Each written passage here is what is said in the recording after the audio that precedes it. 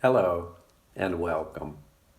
Today we're reading another story from Rootabaga Pigeons by Carl Sandburg. And the title of today's story is How Pink Peony Sent Spuds, the Ballplayer, Up to Pick 4 Moons. Let's see if we can't find some more of that real good poetry in this story. Early one summer evening, the moon was hanging in the treetops. There was a lisp of leaves, and the soft shine of the moon sifting down seemed to have something to say to the lisp of the leaves. The girl, named Blixie Bimber, came that particular summer evening to the corner where the potato-faced blind man sat with his accordion. She came walking slow and thoughtful to where he was sitting in the evening shadows. And she told him about the summer moon in the treetops, the lisp of the leaves and the shine of the moon trying to tell something to the lisp of the leaves. The old man leaned back, fumbled the keys of his accordion, and said it loosened up things he remembered far back. On an evening like this, every tree has a moon all of its own for itself. If you climb up in 1,000 trees this evening, you can pick 1,000 moons, the old man murmured. You remind me tonight about secrets swimming deep in me. And after hesitating a little and thinking a little and then hesitating some more, the old man started and told this story. There was a girl I used to know one time named Pink Peony. She was a girl with cheeks and lips the peonies talked about. When she passed a bush of peonies, some of the flowers would whisper, "She is lovelier than we are."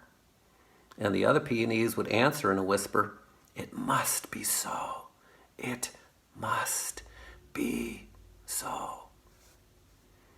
Now, there was a ball player named Spuds, came one night to take her riding out to a valley where the peacocks always cry before it rains, where the frogs always gamble with the golden dice after midnight. And out in that valley they came to a tall tree shooting spraggly to the sky. And high up in the spraggly shoots, where the lisp of the leaves whispers, there a moon had drifted down and was caught in the branches. "Spuds, climb up and pick that moon for me," Pink Peony sang, reckless.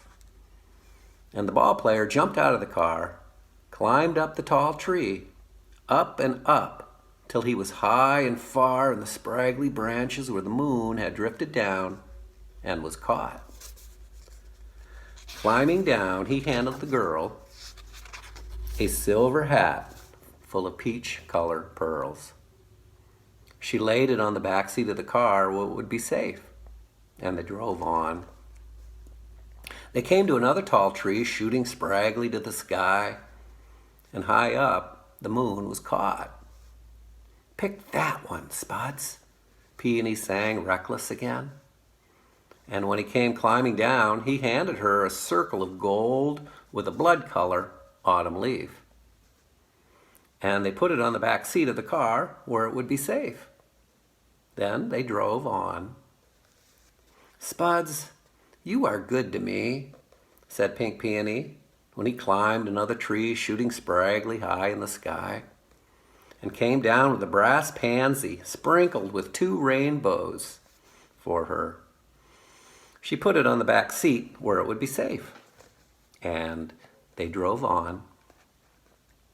One time more, Spuds climbed up and came down with what he picked, up where the moon was caught in the high, spraggly branches.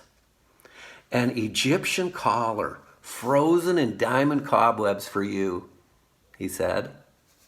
"You are a dear, Spuds," she said, reckless, with a look into his eyes. She laid the Egyptian collar, frozen in diamond cobwebs, on the back seat of the car where it would be safe, and they drove on.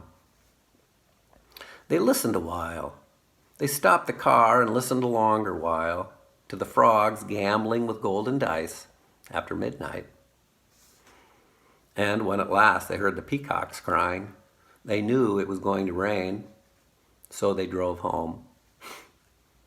And while the peacocks were crying, and just before they started home, they looked in the back seat of the car at the silver hat full of peach-color pearls, the circle of gold with a blood-color autumn leaf, the brass pansy sprinkled with 2 rainbows, the Egyptian collar frozen in diamond cobwebs. Driving home, the spray of a violet dawn was on the east sky. And it was nearly daylight when they drove up to the front door of Pink Peony's home. She ran into the house to get a basket to carry the presents in. She looked in the back seat. She felt with her hands and fingers all over the back seat. In the back seat, she could find only 4 oranges. They opened the oranges, and in each orange, they found a yellow silk handkerchief. Today, if you go to the house where Pink Peony and Spuds are living, you will find 4 children playing there, each with a yellow silk handkerchief tied around the neck in a mystic slip knot. Each child has a moon face and a moon name, and sometimes their father and mother pile them all into a car and they ride out to the valley where the peacocks always cry before it rains and where the frogs always gamble with golden dice after midnight. And what they look longest at is a summer moon hanging in the treetops. When there is a lisp of leaves, and the shine of the moon and the lisp of the leaves seem to be telling each other something. So the potato face came to a finish with his story. Blixie Bimber kissed him goodnight on the nose, saying, "You loosened up beautiful tonight."